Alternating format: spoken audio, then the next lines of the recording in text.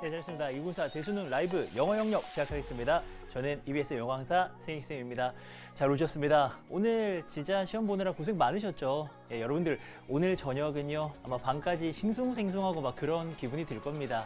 그래서 그냥 라이브 같이 또 이야기 나누면서 여러분들 이 감정들, 느낌들, 무슨 생각들 전부 다 댓글로 남겨주시기 바랍니다. 제가 지금 여러분들의 댓글들을 잘 보고 있습니다. 어디 가서 말하겠습니까? 그죠? 오늘 같은 날은 그냥 시험 본 사람들끼리 모이고요. 또 EBS 쌤들 계속 이제 밤까지 있을 테니까요. 여러분들의 그 생각들 많이 이렇게 이야기하시기 바랍니다. 그래야 또 기쁜 거는 나눌 수가 있고요. 또 뭔가 좀 아쉬운 것들은 여러분들 이렇게 마음이 많이 좋아질 거라고 생각합니다. 기본적으로 수능을 본 친구들 진짜 고생 많았고요. 또 수능에 대한 이야기들 또 제가 강의에서도 많이 해드리는데요. 오늘 이 라이브 통해서도 여러분들께 도움되는 얘기들 많이 해드리겠습니다. 그리고 또 새로운 수능을 또 준비하는 친구들도 이 라이브를 보고 있을 거다라고 생각을 합니다. 제가 아주 구체적으로 또 어떻게 대비해야 되는지 그 대비법까지 알려드리도록 하겠습니다. 우리 기본적으로 2024 수능에 대한 총평 같이 한번 생각해 보겠습니다. 사실 그 수능을 보고 나면은 제일 많이 나오는 이야기가 쉽냐, 어렵냐, 이제 이런 얘기들이 제일 많이 나옵니다. 근데 이거는 일단은 굉장히 주관적인 건 아시죠? 그 게시판에 누군가 굉장히 쉬웠다, 영어 정말 쉬웠다 막 올립니다. 그쵸, 100점 받는 친구들한테는 굉장히 쉬웠을 거고요. 또 그렇지 않은 친구들에게는 이게 어려울 수밖에 없습니다. 그래서 너무나도 이게 의견이 주관적이니까 모든 사람의 의견을 볼 필요는 없지만 전체적으로 좀 가이드를 잡는다면은 영어는 작년과 좀 비슷하거나, 그리고 사실 이 몇몇 문항들 같은 경우에는 좀 까다롭다 라고 느낄 것 같습니다. 그래서 다소 어렵다라고도 볼 수가 있을 것 같아요. EBS 연계율 같은 경우에는 53.3% 정도로 유지가 됐고요. 45문항 중에서 총 24문항이 간접 연계 방식으로 이렇게 출제가 되었습니다. 그리고 어법 포인트 같은 경우에는 우리가 한 문제가 이제 어법 문제로 나오지 않습니까? 그래서 주목해서 볼 수밖에 없습니다. 관계대명사가 나왔습니다. 요거는 제가 이제 제 강의 또 열심히 또 쫓아오는 친구들 있으실 텐데요. 제가 10월 학평 보고 나서도 관계대명사 좀 잘 보자라고 말씀을 드렸었거든요. 왜냐하면 기본적으로 어렵죠. 이번 같은 경우에도 which를 with which로 바꾸는 거. 요게 이제 포인트로 나왔는데요. 이게 많은 친구들이 굉장히 어려워하는 전치사 관계대명사 포인트입니다. 이거는 그냥 무조건 제일 어려운 포인트예요. 그래서 이런 것들이 변별을 위해서 출제가 될 수 있다라고 같이 대비하자라고 말씀도 많이 드렸고, 사실 저희 파이널 강좌를 통해서도 같이 정말 열심히 연습을 했는데 변별력 있게 어법 포인트로는 관계대명사가 출제가 되었습니다. 그리고요, 아무래도 좀 변별력이 있는 문항들은 기존과 동일합니다. 빈칸 문항 33번, 34번 여전히 어려웠고요. 그리고 38번, 39번 문장 집어넣는 문장 삽입 같은 경우에도 여전히 좀 어렵게 출제가 됐습니다. 근데 이거는 영어 같은 경우에는요, 저는 좀 말씀드릴 수 있는 게 연초부터 말씀드렸습니다. 영어는 어렵고 쉽고를 떠나서 예측 가능하다. 이거는 예측 가능하기 때문에 충분히 기출을 통해서 우리가 대비할 수 있다라고 말씀을 드렸고요. 이번 시험에서도 우리가 전체적으로 볼 것은 영어는 큰 변화가 없었죠. 뭔가 새로운 문항이 나왔다라던가 아니면 어떤 문항의 배치가 달라졌더라던가 그런 것들이 없습니다. 그냥 기존에 나오던 대로 이렇게 출제가 됐기 때문에 준비를 잘했던 친구들은요, 좋은 결과가 있었을 거다라고 생각합니다. 이번 시험의 특징을 또 좀 구체적으로 알아보도록 하겠습니다. 자, 영어는요, 다른 어떤 것들보다도, 어떤 과목보다도 지금 굉장히 몇 년째 똑같은 유형이, 똑같은 이제 문제 번호에 배치가 되고 있습니다. 그래서 한 3년 정도 여러분들이 기출을 바짝 풀었더라면은 이거 아주 익숙하게 풀어나갈 수 있는 그런 패턴이었고요. 자, 그리고 인문, 사회, 자연, 문학, 예술 분야의 소재들이 정말 골고루 나오고 있는데요. 근데 이제 그런 건 있죠. 사실 정말 어려운 소재 같은 경우에는 이제는 좀 배제를 하자라는 이제 그런 움직임이 있기 때문에 철학이 제가 봤을 때는 가장 좀 이제 고난도지 않나, 가장 좀 추상적이거나 좀 어떻게 보면은 아이들이 이해하기가 어렵지 않나 라고 하여 철학은 이제 살 없어지는 이제 그런 분위기인데, 여전히 아마 여러분들이 느끼시기에는요, 좀 수준이 높다, 좀 어렵다 라고 느낄 수도 있는 그런 소재들이 많이 활용이 됩니다. 그리고 빈칸, 순서, 삽입, 이거는 전통의 변별력을 가지고 있는 문항들입니다. 이번에도 여전히 그렇게 나왔습니다. 맞습니다. 많은 친구들이 지금 댓글 남기고 있습니다. 38번 어려워가지고요. 39번 막 풀고 막 오자고 했는데 그 구간에서 굉장히 많이 힘들어했다라는 이야기들이 있습니다. 근데 이거는 3년 전에도 그랬고요. 올해도 그렇고요. 내년에도 그럴 거다라고 생각을 합니다. 이따도 말씀드리겠지만요. 정말 예측 가능합니다. 빈칸, 순서, 삽입, 이 문항들은요. 여러분들이 대비를 정말 철저하게 해 주셔야 됩니다. 앞으로도 계속해서 변별력이 있을 거다라고 생각을 하고요. 이제 최근에 트렌드가 있습니다. 올해 좀 유독 많이 눈에 보이던 트렌드고 제가 강의를 통해서도 정말 강조를 많이 해드렸던 부분인데요. 오답 보기가 많이 좀 매력적으로 변했죠. 예, 특히나 올해 같은 경우에 이따가 좀 보겠지만 지문을 어느 정도 조금 이해를 하고도 이제 이 보기가 이제 헷갈리는 겁니다. 한 2개 정도가 남았는데 거기에서 어떤 것을 할 것인가 라고 이제 고민이 됐을 때 그 마지막 좀 함정에 빠지기가 쉬운 그런 보기들이 지금 올해 같은 경우에 출제가 됐었는데 이번 수능에서도 아마 그 헷갈리는 보기들이 좀 있었을 겁니다. 거기서 여러분들이 이제 정답을 맞추냐, 그렇지 못했냐에 따라서 등급이 좀 갈릴 거라고 생각을 합니다. 근데요, 기본적으로는 기존의 어떤 출제 트렌드를 쭉 따라오지만 요 매력적 오답, 요거를 좀 우리가 조심할 필요가 있었습니다. 대표적인 문항을 좀 확인을 해 보겠습니다. 영어는 정말로 기존에 나오던 그대로 이제 출제가 되었으나 이 문항을 좀 본다면은 올해 수능에서 이런 점들이 주요했구나. 주요 포인트였구나. 그렇다면은 내년에 또 수능을 대비하는 친구들 같은 경우에도 이런 점은 조금 조심해야겠다라고 생각을 할 수가 있을 겁니다. 기본적으로 형태는요 너무 익숙하죠. 33번 빈칸 문제를 가지고 왔습니다. 빈칸이 딱 한 중간 정도에 있는 굉장히 우리가 익숙하게 알고 있는 빈칸 문항입니다. 근데 이제 얘 같은 경우에 제가 왜 가지고 왔냐면은 33번이면은 이제 빈칸 중에서도 굉장히 어려운 게 맞습니다. 근데 내용적으로 봤을 때요. 얘네가 그렇게 어렵지 않았어요. 영어 같은 경우에 여러분들이 이렇게 쭉 읽어나가면서 33번 되게 긴장하고 딱 봤을 텐데 이거 내용 좀 알겠는데? 라는 느낌이 들었을 겁니다. 왜 그런 내용 나오거든요. 이제 글씨가 좀 작거나 영어이기 때문에 여러분들에게 좀 설명을 드리면 이런 겁니다. 위에서 그런 내용 나와요. 이제 인간의 감정을 막 다양하게 표현을 했던 게 있는 겁니다. 어떤 작가가요, 인간의 감정을 이 얼굴 표정 같은 것을요 굉장히 많이 이렇게 만들어냈습니다. 그런데 밑에 무슨 내용이 나오냐면은 그 인간의 감정이라고 하는 게 바로 그냥 우리가 어떤 눈으로 봤을 때 알 수 있는 것이냐, 그렇지 않다라는 겁니다. 예를 들어서요, 뭐 이런 거 봤어. 예를 들어서 이런 걸 봤다면은 이게 놀란 겁니까, 겁먹은 겁니까, 행복한 겁니까, 뭡니까? 이거 모를 수가 있다라는 거죠. 그러니까 화가 입장에서는 이거는 행복한 거, 이거는 두려운 거, 이거는 뭐 슬픈 거, 뭐 이런 식으로 그렸지만 사실 인간의 감정이라는 것은 라고 하는 게 예를 들면 하나 예지만 정말 행복해서 그럴 수도 있고요. 아니면 정말 놀랐을 수도 있고요. 두려울 수도 있고요. 어떤 하나의 그 표정이라는 게 맥락과 설정이 없으면은 알 수가 없다라는 이제 그런 겁니다. 근데요. 그 내용을 알고서 보기를 봤지만 이게 이제 정답이 5번에 뭐라고 돼 있냐면은 그런 어떤 감정들을 나타낸 그림들이 여러 개가 있다면요. 걔네들 중에 서로 뭔가 손실되는 거 없이 교체가 가능하다라는 보기가 5번에 있고요. 얘가 답입니다.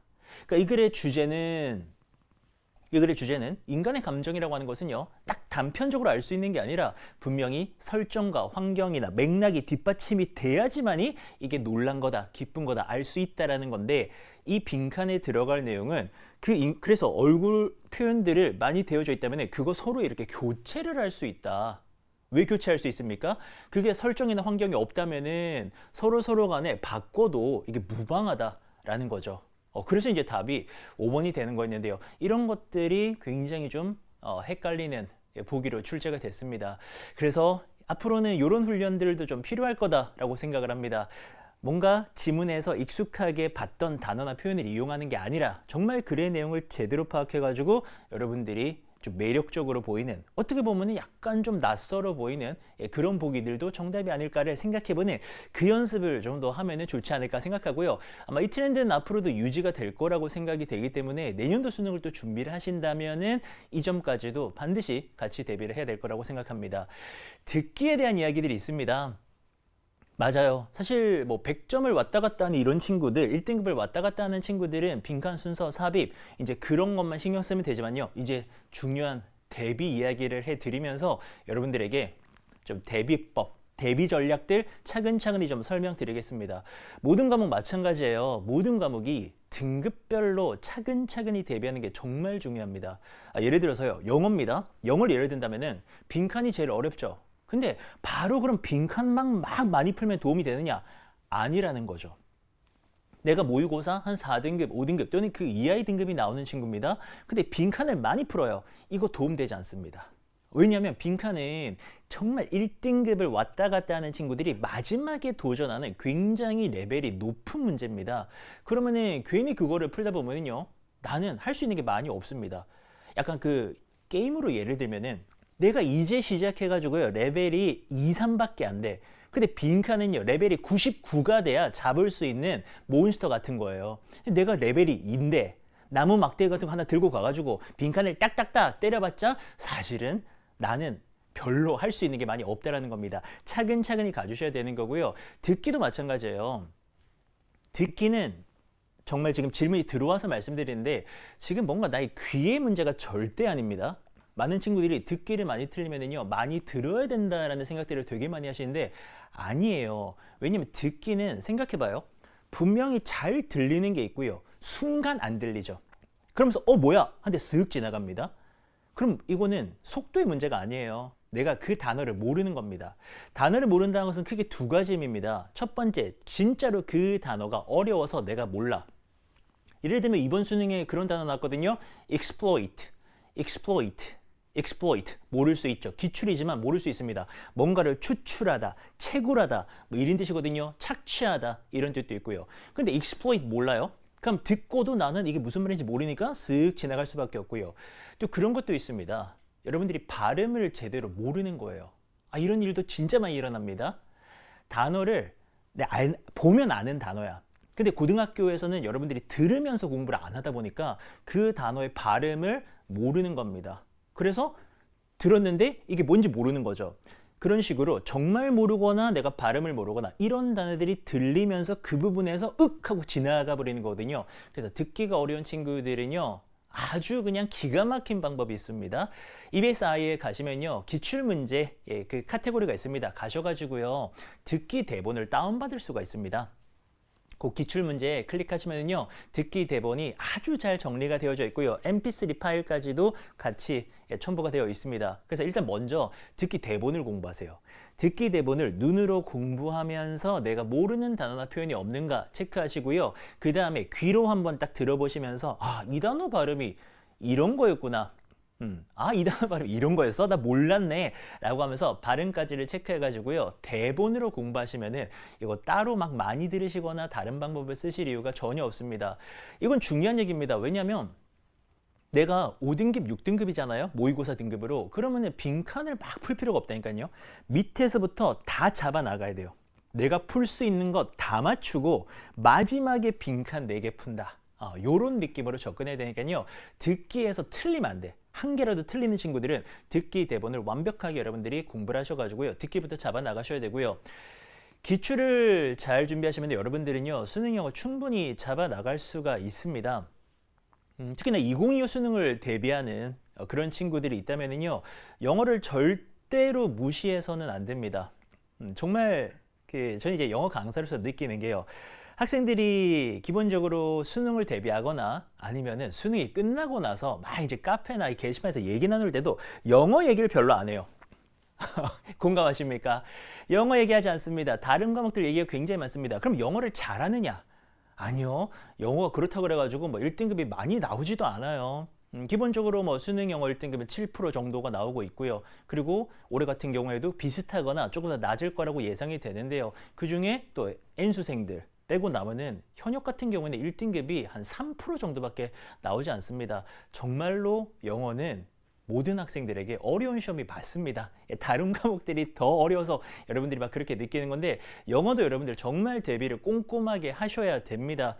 입시를 생각하신다면은 뭐 수능 최저라든가 정시 생각하신다면은 영어는 정말 전략 과목이 될 수 있거든요. 1, 2등급 받아버리면은 진짜 여러분들에게 유리합니다. 예, 여러분들 이거 꼭 잡아야 됩니다. 먼저 어휘 암기해 주셔야 돼요. 어휘 암기. 결국 여러분들이 1, 2등급을 한번 노려보겠다라고 한다면은 어휘 없이는 되질 않습니다.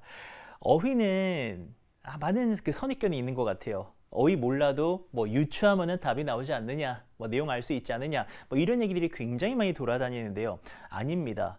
인문, 사회, 자연, 문학, 예술 같은 수능에서 다루는 그런 고난도 소재 같은 경우에는 어휘를 여러분들이 잘 몰라요. 어휘를 모르면 문장을 읽었을 때 조사밖에 안 보입니다. 우리말로 따지면 뭐는 뭐를 뭐 했다. 뭐 이런 식으로 이해가 되는 겁니다. 뭔지 몰라요. 뭐가 뭐를 뭐 했다. 이런 식으로 알맹이가 다 빠집니다. 어휘 암기 정말 계속해 주셔야 됩니다. 그리고요. 어휘 암기 또 하라 그러면 많은 친구들이 그래요. 저는 선생님 너무 잘 까먹어요. 자꾸 까먹습니다. 저는 정말 소질이 없나 봐요. 이런 말씀들 굉장히 많이 하시는데요. 절대로 아닙니다. 절대 아니에요. 여러분들은 그냥 반복을 좀 더하기만 하시면 됩니다. 이미 정말 많은 걸 기억하고 있고요. 영어 단어라고 그래서 특별할 게 없어요. 또 보고 한 번 더 보고 계속 보고 투자를 하시면은 당연히 기억할 수밖에 없습니다. 그 이전에 너무 힘들다, 나는 뭔가 소질 없나 봐 라고 생각하시면서 그만두셔서 그렇지 계속 보시면은 진짜 솔직히 다른 어떤 과목보다도 영어는 언어기 때문에요. 아니 미국 가고 호주 가고 영국 가면 그 사람들 영어 다 잘하잖아요. 그냥 어려서부터 반복했기 때문에 누구나 잘하는 겁니다. 이거는 뭐 공식도 없고 원리도 없어요. 그냥 많이 보면 누구나 잘할 수 있다. 그러니까 여러분들 어휘 암기 꾸준하게 하셔야 되고요. 문장 해석도 꼼꼼하게 들어가셔야 됩니다. 특히 여러분들이 1, 2등급 수준이 아직 아니다 라고 한다면요. 한 문장씩 정확하게 해석하는 연습을 꼼꼼하게 해주셔야 되는데 겨울부터 출발하겠다라고 생각하신다면은 수능 특강 영어가 딱 좋죠. 가장 기본적인 교재가 되고요. 여러분들 단어 암기하시면서 한 문장씩 꼼꼼하게 해석하는 연습하시고요. 사실 EBS 강의는 저도 그렇지만 모든 문장들을 꼼꼼하게 이렇게 해석을 해드립니다. 수험생이라면 아시겠지만 그런 강의들이 많지 않아요. 여러분들 내신 대비하시라고 또는 수능 대비하시라고 한 문장 단위로 완벽하게 100% 교재에 있는 내용들 다 해석해 드리니까요. 꼭 여러분들 이렇게 어휘랑 문장 해석 준비하시고요. 또 하나, 이거는 진짜 중요한 얘기입니다. 글의 주제 파악하는 연습 되게 많이 하셔야 됩니다. 이건 정말 중요한 얘기입니다. 모의고사 한 3등급 정도에서 왔다 갔다 하는 친구들이 연습을 제일 많이 해주셔야 되고요.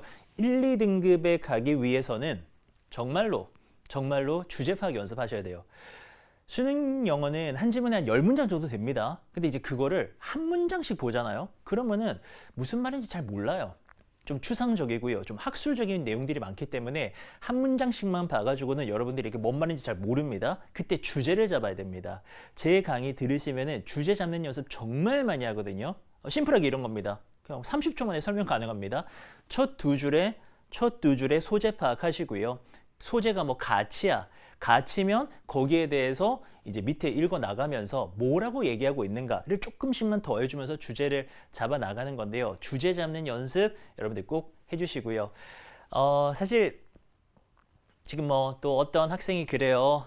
아마 이 라이브를 지금 계속 보고 있는 학생인 것 같은데 아까도 제가 댓글 봤거든요. 시험 너무 못 봐가지고요. 부모님께 너무 죄송해서요. 울고 싶다라고 합니다. 여러분에게 꼭 얘기하고 싶어요. 저는 수능을 그야말로 못 봤습니다. 저는 강의에서 얘기 많이 하는데요. 영어 같은 경우에 제가 고등학교 내내 한 번도 안 틀리다가 수능에서 처음 틀렸다니까요. 선생님 재수 없어요. 막 그거 수능에서 그거 처음 틀린 거 그거 잘한 거 아닙니까가 아니고 생각해봐요. 네, 연습 경기 내내 안 틀리다가 본선에서 망친 겁니다. 그리고 결국 저는 원하는 성적이 나오지 않았고요. 그래서 여러분들이 하는 그 말을 제가 너무 잘 이해하고 있습니다. 너무 잘 이해하고 있고요. 수능 날은 사실 이 공간에 지금 많은 어른들이 같이 있습니다. 여러분들을 또 위로하고 또 여러분에게 도움되는 얘기하려고 이 공간에 정말 10명이 넘는 어른들이 함께하고 있습니다. 근데요, 전 장담합니다. 여기 있는 모든 어른들 수능 보는 날 다 기억하고 있어요. 그거는 잊혀지는 날이 아닙니다. 잊혀지는 날이 절대 아닙니다. 저도 20년 전인데요. 아직도 생각이 나요. 아직도 그날 아침에 긴장했던 거 생각이 나고요. 지금 여러분이 그 마음 아파하는 그거를 딱 듣는 순간 막 나도 눈물이 날라 그래요. 왜냐면 그 마음을 제가 너무 잘 알거든요. 근데 제가 딱 말씀드릴게요. 뭐 더 중요한 얘기라서 그걸 먼저 말씀드립니다. 저는 뭘 실수했냐면 수능을 망치고 나서 한 5년 넘게 헛살았어요. 내가 뭘 잘못했으면, 뭔가 원하는 결과가 안 나왔으면, 또는 운이 안 따라줬으면 내가 그걸 이겨내기 위해서 매일매일 정말 극복하기 위해서 노력했어야 됐는데, 그때는 정말 남 탓하고 싶더라고요. 세상을 탓하고 싶고 정말 인정하기 싫었어요. 나 진짜 열심히 했는데, 나 진짜 열심히 했는데 원하는 결과가 안 나오니까 너무 화가 나고 너무 짜증나고 막 열심히 하기 너무 싫은 겁니다. 그래서 저는 정말 허송세월을 많이 보냈어요. 뭐 저를 아는 친구들이 있겠지만 전 진짜 열심히 살거든요. 왜 그러냐면 그때 허송세월을 살아봐서 그래요. 그냥 남 탓하면서 비관하면서 나도 열심히 하지도 않아. 그냥 짜증만 내면서 그걸 잊기 위해서 게임하고 농구하고, 그때 농구가 많이 늘긴 했습니다. 근데 그렇게 보낸 세월이 제 인생에서 제일 억울하고 안타까운 시기입니다. 전 더 이상 그렇게 살고 싶지 않아서 정말 열심히 살고 있고요. 그런 거예요. 수능도 그렇지만 여러분들 인생에서 중요한 어떤 고비들이 있을 겁니다. 그게요, 완전히 여러분들의 노력만으로 다 해낼 수는 없습니다. 분명히 운이라는 요소와 그런 것들이 작용을 합니다. 근데 그 운이라는 거는요, 예를 들어서 2번, 3번 중에서 내가 찍었어. 근데 틀렸지. 그럴 수 있잖아요. 그거는 운이야. 근데 운이 안 좋은 걸 내가 어떻게 해요? 운이 안 좋았던 것은 여러분들 너무 자책하지 마세요. 그냥 그런 겁니다. 그럼 난 뭘 해야 됩니까? 나는 조금씩 극복해 나가야죠. 사실 시험에서 대박이 난 친구도 있을 겁니다. 근데 그 대박이 여러분들 그러면 100살 죽을 때까지 평생 가느냐? 절대 아니거든요. 근데 오늘 안타까운 결과가 나왔어요. 운이 안 좋았습니다. 그런 친구들이 있습니다. 또 등급컷 얘기가 지금 정말 많은데 등급컷이 그렇잖아요. 내가 딱 요 점수 받았는데 정말 운 없게 등급이 떨어졌어. 걸려가지고 그럴 수 있지 않습니까? 그거는 약간 운이죠. 그건 어쩔 수가 없습니다. 그럼 결국에는 내가 할 수 있는 거는 내가 극복해 나가는 겁니다. 수능날이 잊혀지지 않는다라고 말씀을 드렸잖아요. 맞아요. 저도 평생 못 잊을 것 같아요. 나 정말 진짜 나 다 포기하고 열심히 했는데 정말 억울하게 눈물나게 점수가 안 나온 거예요. 그럴 수 있습니다. 안 잊혀질 겁니다. 하지만 내가 다른 노력으로 더 좋은 일들을 많이 만드는 거죠. 더 많이 만들면 그게요, 희석됩니다. 약간 검은 잉크가 하나 있다면 이만큼 물을 많이 타면 거의 없어질 거 아닙니까? 뭐 제 인생도 그런 것 같아요. 그때 수능 못 보고 정말 진짜 좀 죄송한 얘기인데 저 졸업식을 안 갔어요. 고등학교 졸업식 너무 화가 나서 안 갔어. 엄마 아빠한테 너무 죄송한데 엄마 아빠도 오지 말라 그랬습니다. 내가 점수가 안 나와서 내가 지금 대학을 제대로 못 가게 생겼는데 뭐가 좋다고 졸업을 하고 뭘 기념하고 뭘 축하하냐 생각해서 진짜 엄마 아빠도 못 오시게 하고 저 졸업식도 안 갔어요.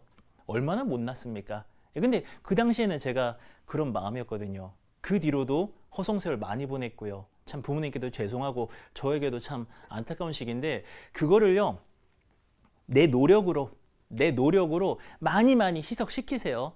많이 희석시켜. 그러면은 결국에는 그게 다 여러분들 삶의 원동력이 되는 거고요. 앞으로 좋은 일들이 많이 일어날 수밖에 없다라고 생각합니다. 인정해야 돼요. 오늘은 많이 마음이 싱숭생숭 할 거고요.